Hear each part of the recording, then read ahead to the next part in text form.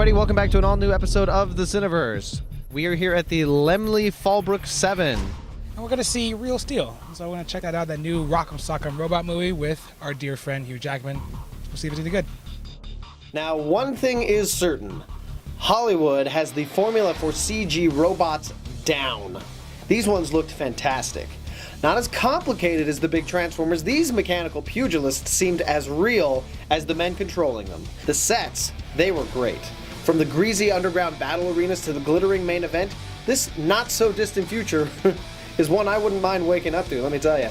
The whole movie is beautifully choreographed dance to hip-hop and electronica, delivering the goods on every downbeat. Stylish, but most of all fun, Real Steel has you looking for more by the end. Hugh Jackman's the man. From Wolverine to Real Steel, he knows how to deliver a crowd pleaser. This time out, the Ozzy is playing a down-his-luck robot boxer with money problems and his ex-wife's kid to watch. Same old premise, but somehow he makes it warm and comfortable, rather than stale and worn. He reminds the audience what a movie like this is for, not to win awards or break records, but to genuinely make you smile. Adam, our fighting robot, is truly a character in this movie as well. You'll see. Evangeline Lilly played the love interest, and newcomer Dakota Gaia was great as the kid. And really, that was his part. He played the catalyst for getting our boxing cliche up off the mat and back into the ring. And the thing is, you were cheering for him the entire time. I'll tell you guys right off the bat, when you buy a ticket to this movie, you're not going to find anything new. The story is an easy read, with nothing shocking or unexpected. Remember last time when we talked about Dreamhouse and how everything was telegraphed and you saw the whole story a mile away? It was the same here.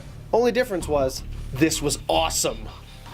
Rather than yawning at the contrivance, you cheer the characters on. You know it's coming and you want it to. You're not on the edge of your seat in anticipation, but rather waiting for the smackdown so you can stand up and cheer. You know, I'll tell you what this was. Real Steel was the robotic remake of Rocky. Well, more like Rocky 3, but you know what I mean. Instead of the Italian stallion jogging up the steps, we've got a junkyard robot and a washout on the road to redemption. Instead of Mr. T, you've got your cliched mean rich girl and her prideful fighter with enough hubris together to make the final match a tasty affair to watch. Check it out. Sean Levy accomplished something I didn't really expect. He made a movie about Rock'em Sock'em robots, really entertaining. I had a hell of a good time watching this. It reminded me of some of those great cheesy films from back in the 80s, like Karate Kid. Yes, some of the story was a bit ridiculous or underdeveloped, but you didn't care, because your main did it. He made it all the way. And Levy's direction also had its subtlety. Adam, our sparring robot, isn't a real person, but is a character nonetheless. I mean, his face says it all. Somehow, Levy got an inanimate robot face to be just as real as any humans. Reminds me of V Vendetta. The mask was the same. Always constant, but whenever the situation demanded, it expressed itself in meaningful ways. All said, Levy really delivered in all the goods here. Okay guys, so, Real Steel. Worth checking out? Absolutely.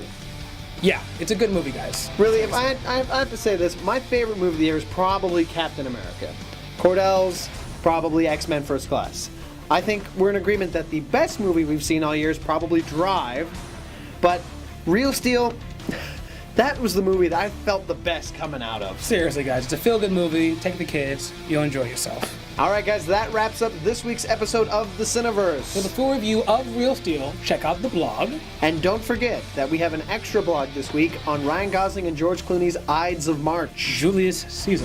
Yes. And join us next week when we review Footloose, kick off Sunday shoes. And The Thing. A special double episode. Double episode, guys. And don't forget, question, comment, concern. Email's always open. Talk to us. Tell what you want to know. And we'll answer, maybe. And until next time, see you in the theater.